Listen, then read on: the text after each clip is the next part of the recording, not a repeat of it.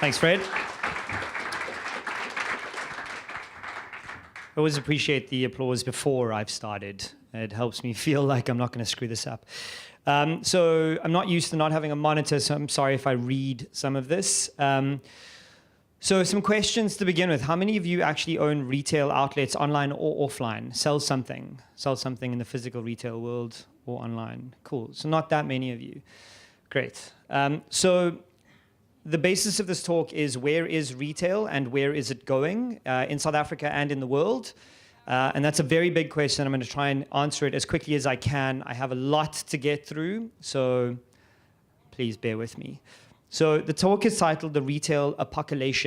That is a cluster of a word from apocalypse and an evolution, because that's what we're doing. So what I did was I put some questions together that I thought you would be asking yourself about this talk. Is retail over? Is e-commerce killing physical stores? Because that's what we're reading about in the media. Is Amazon eating the world? I don't know about that. Can specialist retailers survive? When I say specialist, I mean sock makers. Can we survive in the world? Is e-commerce going to make me rich? Because that's what everyone thinks when they start an e-commerce website, and I can tell you for free that's not true.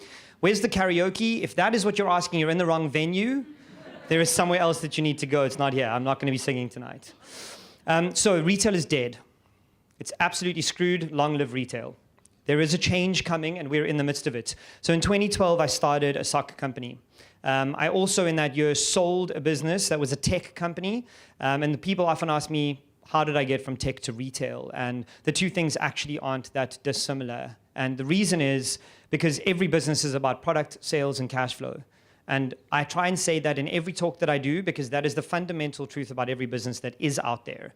If you think that your business is not about product sales and cash flow, then you are already screwed, because your cash flow is probably the thing that's killing you. So it's the same. Selling a tech product and selling a pair of socks is the same. It's the same customer who's buying your tech, who's buying my socks. So that's how I got from tech to retail. But the truth is, I picked e-commerce quite specifically. We started the business very intentionally. I made some money from the last business, not FU money, and I'm not retiring anytime soon.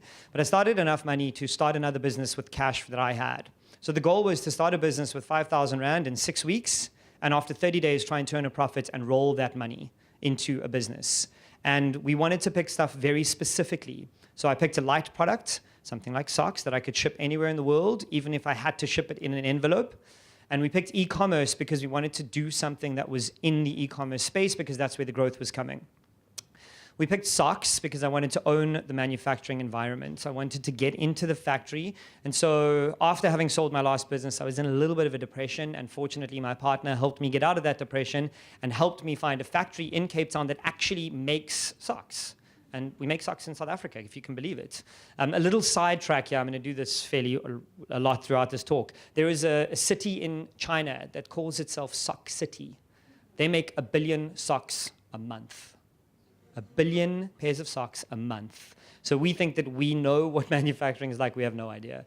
I can't even conceptualize 1 billion socks. I'm going to get into numbers as we go down and try and conceptualize what 900 billion looks like just now. So we started Nic Socks, and it was nicsocks.com. I named it after myself because I'm a serial entrepreneur and a serial job hopper.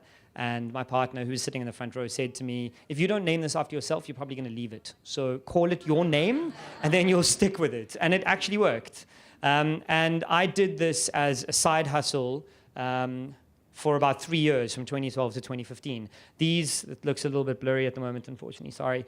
We used to pack the socks ourselves by hand, fold them in tissue paper. We do the designs, we manufacture them, we own the vertical, we do everything. That is a cabinet, it looks a bit squished now. That was our first warehouse. That shelf was our very first warehouse in 2012. That was a shelf in our house. In 2015, this was still a side hustle for me, so I ended up selling my consulting business to Imperial so that I could focus on this full time. And the reason I did that was not because e-commerce was winning. At that point, e-commerce was not paying me a salary, but at that point in 2015, we found a location for our first store. So in that year, we found a location for our first store, and we rebranded, and another aside, we doubled the price of our products in the space of 2 days. So we warned our customers for 3 months. We went from 99 Rand to 200 Rand a pair because the margins were not there. And if you know anything about your business, you know what your margins are and you know how your growth can work. And our margins did not support growth. So we doubled the price of our product in a single day, and we rebranded on that same day.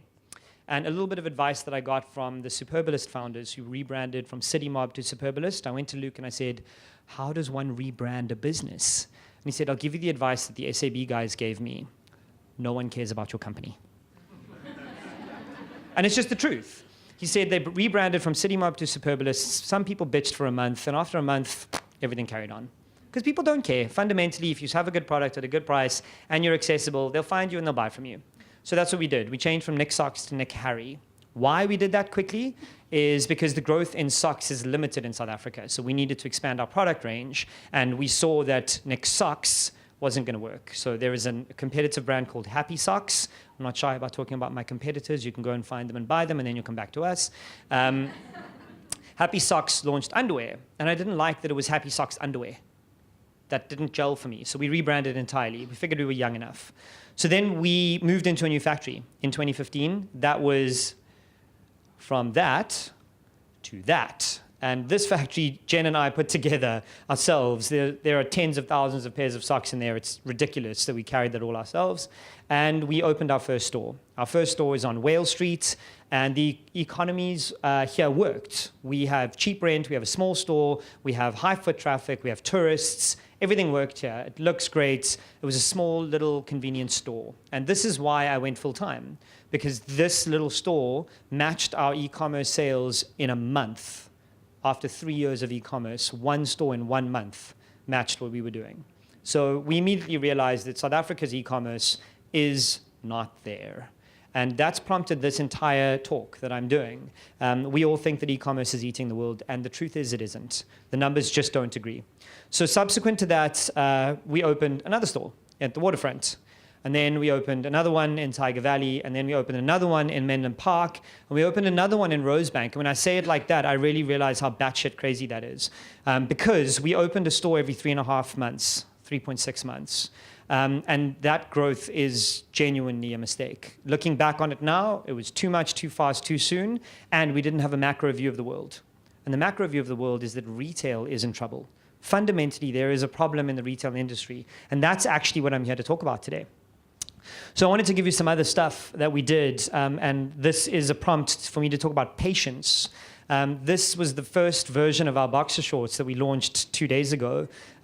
2 years ago, we started doing this. It's taken us 2 years of research and development to bring one product into the market, and that's because we give a crap about the quality of our product. We make everything ourselves. We manufacture everything locally. Where we can, we make things by hand. This is a handmade scarf. So that's what we did 2 years ago, and that's where we ended up today with matching socks and jocks. And these are available now. I figure, screw it, women have matching underwear, why shouldn't we? So this is where we are. We have 5 physical stores in 2 provinces. We have 1 online store, and we have 22 team members. Now, a lot of people are impressed by that. That scares the shit out of us. 22 staff freaks me out. If you have more than 5 staff, you know why it freaks you out. And this is what it did to our turnover. Now, all of you who own your own businesses know that this means nothing. Sales are vanity, profit is sanity. We all know that, and it's true, and it's real. And I wish I listened to my father when he told it to me 20 years ago. That down there, I didn't think I was going to use this. That is when we just started. We started in November 2012. So this is the launch hype, post-Christmas hype, huge dip, and then growth when we launched our first store around there. And now this is when we have all 5 of our stores on an online website. We also ship globally through our site, but right now that's very difficult. I'm sorry, that's kind of squished out. So what it says, these are the things that we have that are good.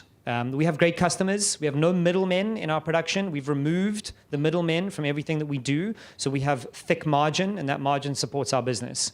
We have local production, and we're passionate about that. So whether it's in South Africa or in other markets that we open into, we want to have local production wherever we can. We have unique design, a solid brand, and we give a crap about the environment. That last one is a differentiator, and it's not hype anymore. It's real. So we do care. The things we worry about, the things that keep me up at night, extremely high rentals in shopping centers, small e-commerce market in South Africa, and I'll get more into the details there. We have a junk status in our economy and a junk president in between that. We have very conservative spending and a very conservative customer base in South Africa. And I say that as a men's style brand. I don't see many men wearing floral denim scarves in South Africa. I'd love it if more of you did, but you don't. And most of the time, I have absolutely no clue what I'm doing. And I'm going to preface that. This is the first retail business I've ever been in. I am not a trained retailer. I'm not a trained style person. My partner has been making products herself on a machine, a sewing machine, for 20 years, but neither of us are formally trained in this space. So we are guessing every day. And sometimes that's a negative. Most of the time, that's a positive. Throughout the space, we haven't known what rules we were breaking, so we haven't really felt like we were breaking them. We just did it the way we were going to do it. We didn't know what the industry standards were, so we just pushed on. So these are the things that keep me up at night, and you're going to see why. So let's talk about the numbers. And this stuff is so hard to come by when you look at a South African context, because whether you're reading Forbes or Worldwide Works or whoever, they all have a different number. So I've kind of tried to average on what I've seen the most of and the sources that I trust the most. So let's talk about South Africa. Our retail industry across the board, online and offline, is 950 billion rand. That sounds like a big number, okay? 950 billion, remember that number. So they reckon that e-commerce in South Africa on the low end is 6 billion. 6 billion. I don't think that that's true. I think it might be slightly bigger. So let's go at the top end of what people reckon. Let's say 9 billion. Just for the sake of argument, let's argue that the top end of the guesstimates are 9 billion. That is $680 million. Last year, do you guys know what Black Friday is? Yes, everyone knows what Black Friday is. Last year in America, Black Friday, they did $3.34 billion on one day. And our entire industry for the year is $680 million. Okay? That's the first number that's going to shock you. So unfortunately, you can't see that. At the very top of our retailers in South Africa and online, Takealot. Everybody obviously knows that Takealot is the gorilla in our market. They are the Amazon of South Africa. They're looking to be acquired by Amazon. This is all me guesstimating what their plan is, so bear with me here. Quote me in 5 years. They apparently, according to MoneyWeb, I think it is, have 12.5% of the e-commerce market. 12.5%. The closest to them is the Apple App Store at 5.5%. Okay? The top 12 retailers, the bottom of which is Spree at 1.4% of e-commerce, 1.4% of 9 billion. That's the number we're working with. So the top 12, that list you just saw, account for 40% of the 9 billion. That is 3.6 billion, the top 12. That leaves the bottom 60%, 5.4 billion for every other e-commerce player in the market. That is not a lot of money for us to be splitting, okay?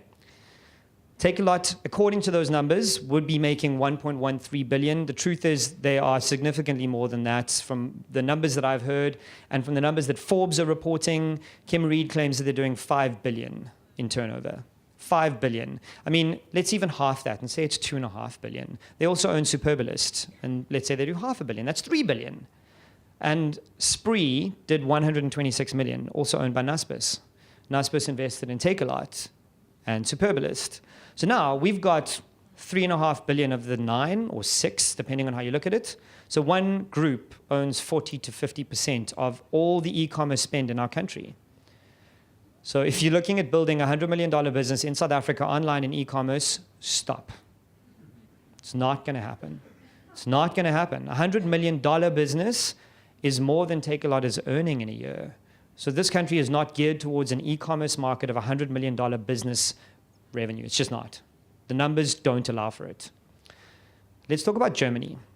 The reason I picked Germany is being in Cape Town, Germany is quite a prominent force in our province.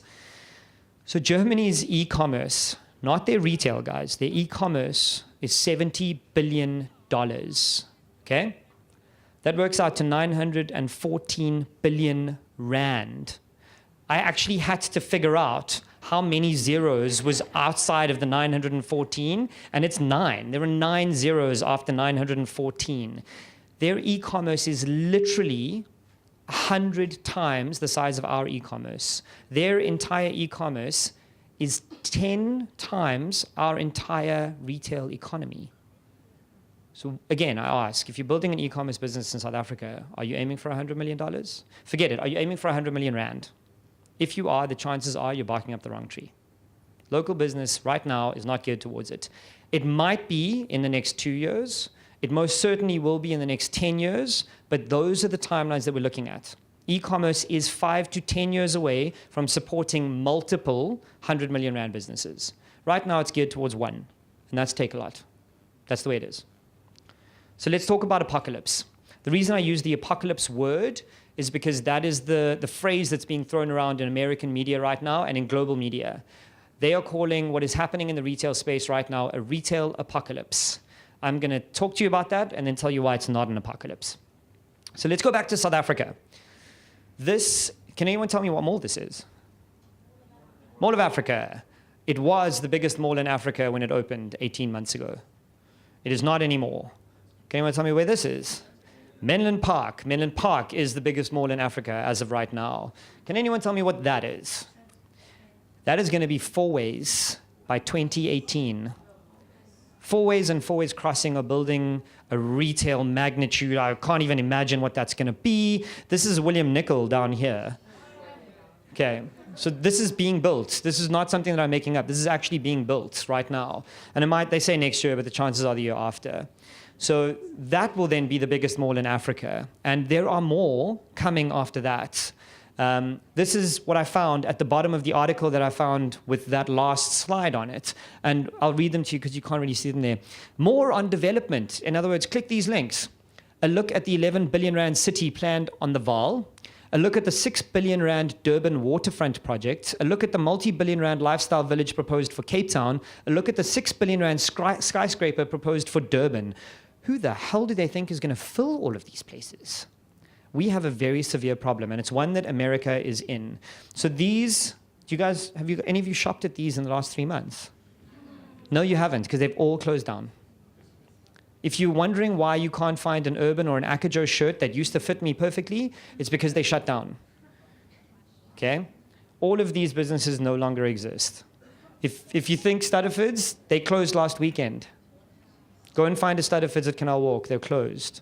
The one at Rosebank is closed. There's trouble on the horizon. The retail industry is shaky. So let's talk about America, where this retail apocalypse hype has come from. It's not fake news. There's more of Trump to come. 30,000 retail jobs have been lost this year alone. They've closed down 3,500 retail outlets throughout the country. And more than 9 of the top fashion retailers have gone bankrupt. And there are more coming this year. They reckon that another 8,640 stores will close this year. All in all, 11,000. That's worse than the last recession in 2008. In fact, it's worse than the Great Depression in terms of retail closings. These are some of the stores in the US that have closed. Some of them you'll know, some of them you won't. The one closing the most stores, you'll be shocked because I didn't know them, is Payless. They're a low-end shoe retailer. They're closing 1,000 retail outlets. And not our closing, that was this year, now, already before April. 1,000 stores have shut down. These are, some notable ones. American Apparel, Crocs is there with 160. JCPenney, Macy's, Guess, Sears, Abercrombie & Fitch. These are not crappy retailers. These are retailers who know what they're doing, and people are not spending. There are problems everywhere. And the problems are really, really simple. These are pins of all the malls that have been abandoned in the US this year. Just this year. These are malls that have not in existence anymore. This is what they look like. This is an actual mall. There's a guy on YouTube who's going around and breaking into these malls and doing 10-minute videos on what an empty mall looks like. One of the news outlets found in one of these malls a group of homeless people who were living off protein bars and energy shakes in one of the stores. And they'd moved in because no one cares. They've just left them. They are empty and desolate. It's gone. So this one, the glass roof had collapsed, and through winter, the snow had come in. So a really amazing stat that I found, between 1970 and 2015, America's malls grew at twice the rate of its population. Now we're getting to the heart of the problem, okay? There are too many malls. So this year alone, they reckon the malls will go from 1,200 closed off malls. America's got 47,000 malls. That is a massive number. If you think it is, it really is. They are the most malled country in the world. Of those, metaphorically and literally, that wasn't intentional. Of those, 1,200 are enclosed. That's the number 1,200. There are malls that are actually enclosed. The others are open malls or small malls, regional malls. 1,200 to 900. That's not an apocalypse. That's a correction. There's not an apocalypse happening. There's a correction. So why has there been a crash? Some very specific reasons. There are too many malls. Flat out, unequivocally, America's number one problem is they over-malled their country. Endless jokes on that one. And it's a very complicated and detailed financial situation, but basically pension funds invested in property that was safe, and that was malls. And for them, that has come to pasture because there are just too many of them. This is Menlyn Park. Menlyn Park, we have a store in. And that mall is so big that the mall tells me, the center management tells me, that they're going to start using golf carts to get people around.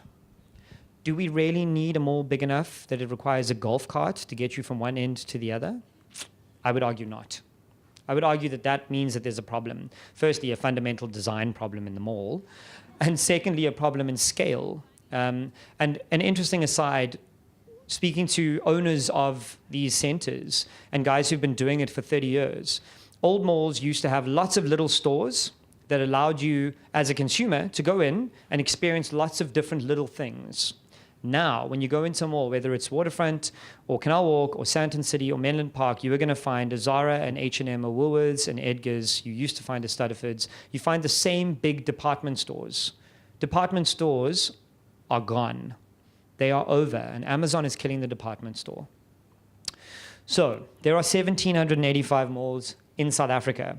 That's 198 per province, and let's not consider the Northwest and the northern provinces. Like, it's very little going on there. So we're probably looking at 250 per province with population. That is an insane amount of malls for a very small population. So can you see a trend here? When was the last time you were in Joburg? Have you seen the number of shopping centers going up in Johannesburg? 5 years, and we're going to be the same trouble. We're up shit creek. So there's also a change in spending habits. And this one I found really interesting because I experienced it myself. People have stopped buying things en masse, and they've started buying experiences en masse. And that's a shift that's subtle but very important. How many of you guys know this dude? The person who takes a photo of their frickin' food at every restaurant they go to. Now, that is more of a fundamental shift than we think. Because the truth is, those people aren't just taking photos of their food, they're taking photos of the experience that they had of the food with their friends or family or loved one. You can't do that with a pair of pants. You could, but it would be weird. So this actually, I didn't realize Amanda would be here, is her photo from Instagram at La Colombe. David took her for her birthday, happy birthday, to this restaurant. And look at that. That is a plate of food. That's astounding. I follow Amanda on Instagram. She's never taken a photo like that of a shirt or of a pair of pants or of a knife or of something materialistic. But this is an experience that you share with someone else and with your followers, and you will remember. You don't remember the pair of pants from H&M that cost you $250. You just buy it and move on. So there is an interesting shift happening. I would rather snowboard than buy another laptop. Because for real, buying an iPhone at 20 grand is almost a trip overseas. Do I need another iPhone? Yeah, not really. I don't know. I'd rather go snowboarding. So the department store destruction. This is the big one. Stutterford's is a big deal. We think it isn't, but it really fundamentally is. It's a company that's 100 years old. That is no more. Because department stores didn't keep up with the things happening around them. And the things happening around them were, if you walk into a department store and Levi's there and Guess is there, why don't you just go online and buy it? You would. You wouldn't go into the department store. Department stores were overshopped in and of themselves, and they didn't have the best prices. So this is the hallway in Menlyn Park where we are. That's our little store over there, big red button. This is a big empty 800 square meter store that has been empty for 8 months. Menlyn Park can't let it out. Who was supposed to move in there? An Edcon store. And Edcon pulled out of the mall because they can't afford to keep opening stores because there are too many malls. And as an anchor tenant, if they pull out, they leave empty 6 stores. 6 stores on one row means that people don't walk down that row. And when people don't walk down that row, they don't shop in that row. When they don't shop in that row, they don't spend their money at all and they go home. Why? Because the mall is so big that they need golf carts to get you from one side to the other. So now you've got a big mall with empty people. Empty people too. So there's also a big macroeconomic fear. There is a fear around that we respond to with our wallets. And we respond by keeping it in our pockets. We have disaster zones. Cape Town is a disaster zone. We have disaster politics. We have disaster economy. We have this guy, and we have this guy, and we have those. That means you don't spend. That means that when you go shopping at the end of the month on payday, when I normally see a spike in my stores, now the people seeing a spike are clicks and pick and pay. Because you're buying your groceries first and everything else goes into your pocket and you're saving. And that's the sensible thing to do. But that doesn't help retail.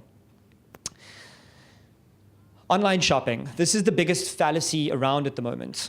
The fallacy is that Amazon is killing retail in America, and it's just flat out not true. It's contributing, but they are not single-handedly killing anyone, because Amazon only accounts for 43 cents of every dollar in the US, and I say only very carefully.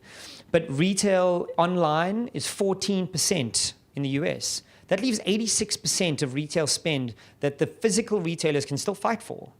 So why are they dying? It's not because of Amazon. It's because of all the things I've already mentioned. It's not online.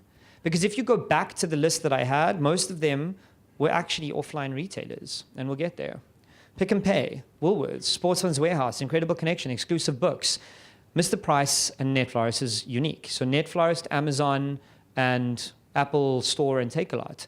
Out of the top 12, I think 8 of them are physical retailers in South Africa. So e-commerce is not killing physical retail in South Africa. It's not killing physical retail anywhere. It's bad retail that's killing physical retailers. So it's not an apocalypse. It's an evolution. So let's talk about evolving retail. Across the globe, the statistic is that online plus offline spenders, people who buy on both, people who walk into my store in physical retail and buy from my store online, spend 2.5 times more. So again, online is not killing offline. Online is helping the adaptable and ever-changing retailer. It's very sensible. Takealot.com. They have had recently, I can't look back in their entire history, 2.2 billion rand of investment from Naspers. They've acquired Mr. Delivery, they've acquired Superbalist, and they're heading for an Amazon buyout. The closest company to Takealot on our continent, can't think, Suku in Dubai, were acquired by Amazon last year for an absolute ridiculous amount of money. Either Takealot is going to become the Amazon of Africa, or they're going to be bought out by Amazon. And that I can't see going any other way. One of the interesting theories I have about why they've acquired Mr. Delivery is not to own the entire delivery chain. It's for them to open physical retail outlets. They want places for you to be able to go and pick up your items, like Postnet, except they couldn't afford Postnet from what I understand. So they bought Mr. Delivery and they're going to open stores. And they're going to have you walk into the store and shake the person's hand at Takealot and then pick up your item and get to know that person so you can spend 2.5 times with Takealot than you do right now. There's method to this madness.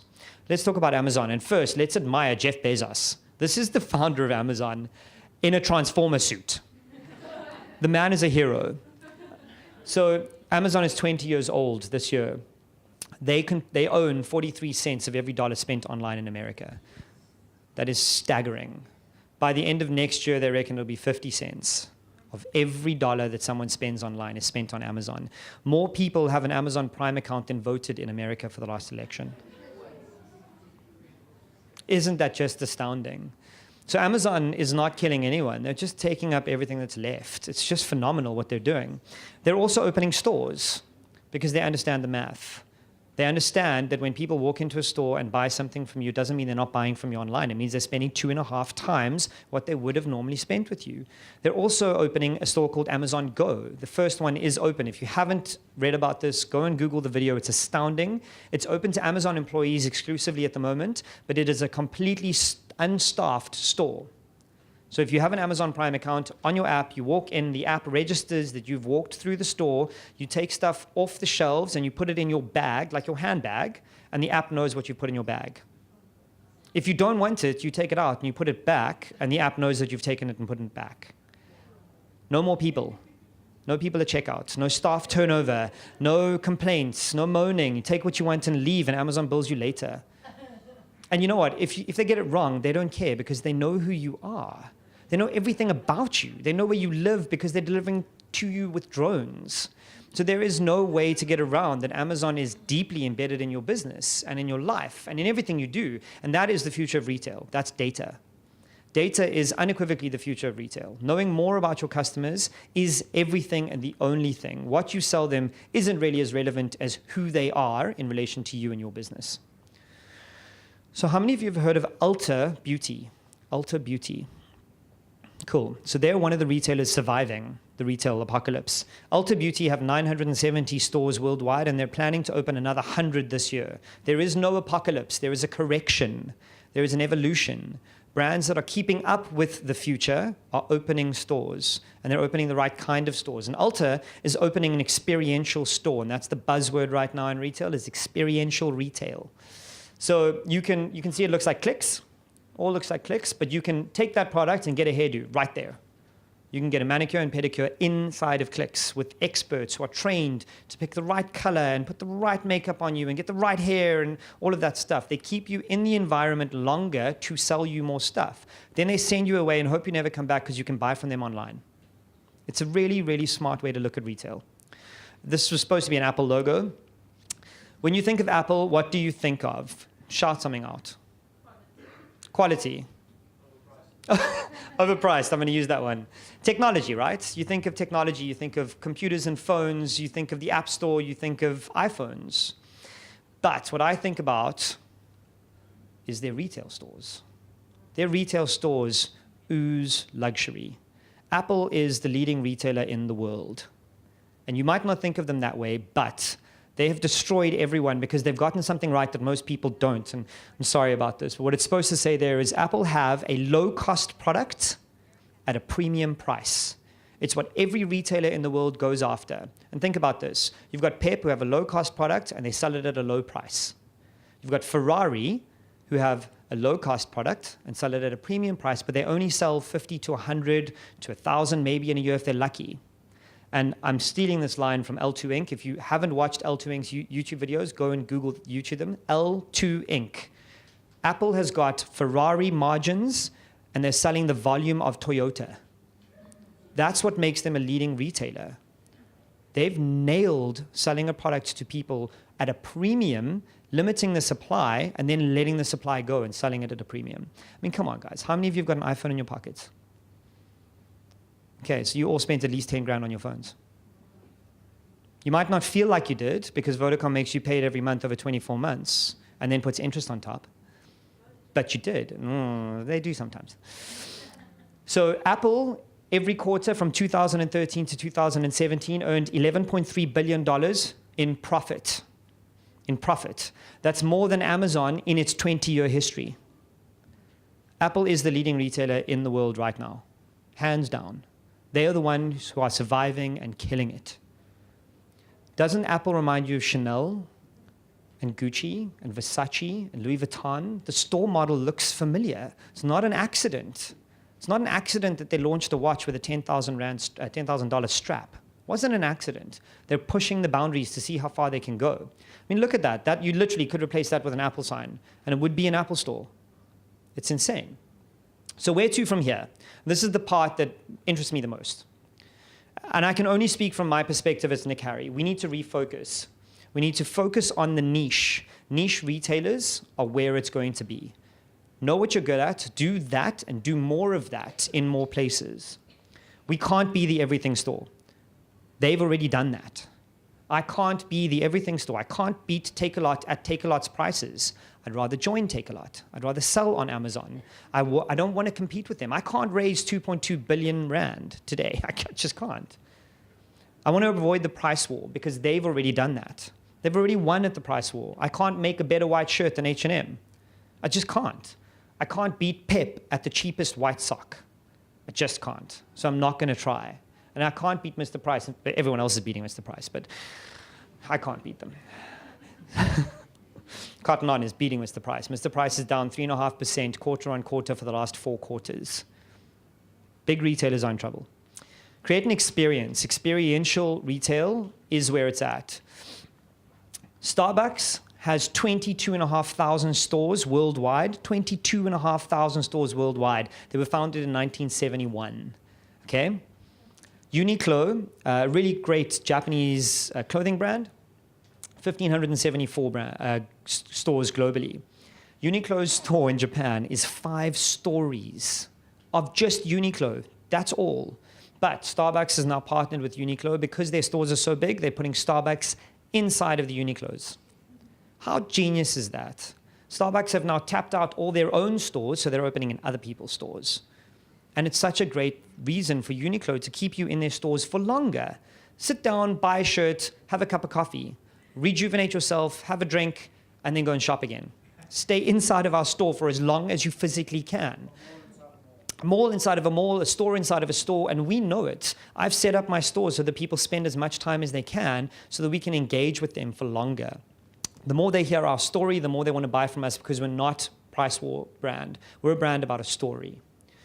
So those are our team. They dress to the nines. They aren't wearing shoes. We don't wear shoes in our stores. It's part of that experiential branding and marketing. This is a branded scent that we spray into every box. When you open the boxes here, you'll smell our scent. You'll learn what we smell like as a brand. Our stores also emit that smell. So you'll start to recognize what our brand wants you to feel when you walk in and out. We play a certain type of music in our stores. We have a certain store setup. We have a certain look and a certain feel and a certain aesthetic. Our team is able to greet you in a certain way so that you learn about our brand at every touch point. We're not in a price war. We're not trying to give you the cheapest thing possible. We're trying to give you the best experience that keeps you in our stores. You need to own the relationship. This is about data. This is all it's about. I cannot for the life of me fathom why retailers are still printing out slips when email exists. We have a trick. So that's our digital slip that we send to people. It's got our URL that's clickable. We've got our policy and everything. You have to ask me 3 times in my store before I print you a receipt. The first time we say, no, we'd rather not. You won't lose it if you have it on your email. You'll always keep it with you. And if you don't have a receipt, we don't do a return. The second time we say to you, listen, we're an environmentally conscious business. We don't like to print receipts as waste paper. The third time we give up and we give you a receipt. That's cool. But the first 2 times, most people give us the email. And I want your email because I want your data. I want your name. I want your age. I want to know if you want me to contact you later. We don't automatically opt you in. That's illegal in South Africa. And once we have your data, we can remarket to you. We can get you on Facebook and Instagram and Twitter and everywhere else. Data is key. That's why we don't do wholesale, because I want to own the customer experience. We tried wholesale for 2 years, and all that ended up happening is no one gave a crap about our brand. They let the labels fall off. They let the stands be empty. They let our socks fall over everywhere, and we don't like that. We want to own our experience. So you also need to own the vertical. You need to increase your margins by removing the middlemen. If you're importing something from overseas and you have a very thin margin and someone says something stupid that tanks our economy and screws up our rand, then your margins go bye-bye. Have you ever wondered why Paul Smith stock prices keep going up? It's because they're importing them from overseas, and every time the rand tanks, they have to increase their prices. It makes it very difficult to build a sustainable business when you aren't controlling the things that operate in your business and affect your business. So we help owning our verticals by owning some sock machines. And the more machines we own, the cheaper the price of our socks, the more we can control the quality, and the better product we put out. You need to fish where the fish swim. Omnichannel retail is the future, unequivocally. Pure play, and that's the buzzword, pure play, either offline only or online only, is not going to work in the next 20 years. And I'm not talking about next year. Next year, pure play will work. And the year after that, pure play will work. The year after that, it'll work. But 5, 10, and 15 years later, pure play is gone. People are shopping on their phones, people are shopping on their computers, and people are also walking into your stores. It's not one or the other. For us as a South African business, we want to produce locally and sell globally. Generate your product in a local currency and earn the money in a foreign currency. That is not hard anymore, and it sounds like it's hard. This is the logo of a company called Stripe Atlas. If you're a local e-commerce entrepreneur or you make something that you want to export, go and check out Stripe Atlas. In 5 days, for 6,000 Rand, you can have a US entity. No jokes. We've done it, and it registered in 5 days. I'm using Amazon to fulfill my product, and sometimes I use Shipwire. Stripe Atlas got me a US bank account, a US entity in Delaware, and an employment number, an IEN number within 5 days and for $6,000. There are no more excuses in a digital world. You can build a business locally, export your product, and continue to grow. And again, if you want to build a $100 million business, you better start learning to export. You also need to be conscious. This one I snuck in at the end, and I think that this is something that's going to become increasingly important through business. Customers give a crap about what you're doing to the environment, what you're doing to animals, if you're recycling, if you're using conscious methods to build your business. Lush in South Africa are having a huge issue because their customers are conscious, and we have a drought, so they're not bathing, so they're not buying bath bombs. Isn't it genius? And it's the way it should be. Your customers should hold you to task. And ours do too. We don't use any animal products. Jen is a vegan, so we are very conscious about not using animal products. We recycle everything we can in our company. We produce locally. We use bamboo because it's the fastest growing plant in the world, and it is easy to turn bamboo into socks. So we're conscious. And the last one is love thy customer. Retailers in South Africa do not give a crap about their customers, and they're going to lose for that reason. It's really that simple. And I wish it wasn't true. And I'm talking about banks, to telcos, to MNOs, to service providers. They don't care about us. And there is an uprising happening, and we're voting with our clicks. When we click off and we don't buy from you because you treat us like crap, we never come back. So in our company, we put the customer at the front, the very center of our business. Tony Hsieh, the founder of Zappos, coined the phrase, they are a customer service company that happens to sell shoes. That's what we do. We're a customer service company first and foremost. If our customers love us, we can sell them anything at any time. If we choose to launch umbrellas, which we've done, you can buy umbrellas online, then our customers go, oh, cool, let me try this. But if we treat them like crap, they're going to, oh, it's not cheap enough, I'm out. Love thy customer, then know thy customer. AfriHo sent me a support request asking me how their service was. They called me the wrong name, asking me how their service was. Hey, Louise, how was our service? I'm not Louise, it was shit. Like, you got to know your customer and love your customer. The world is changing. You have to start changing with it, or you will be dead. So, retail is dead as we know it. Long live the future of retail.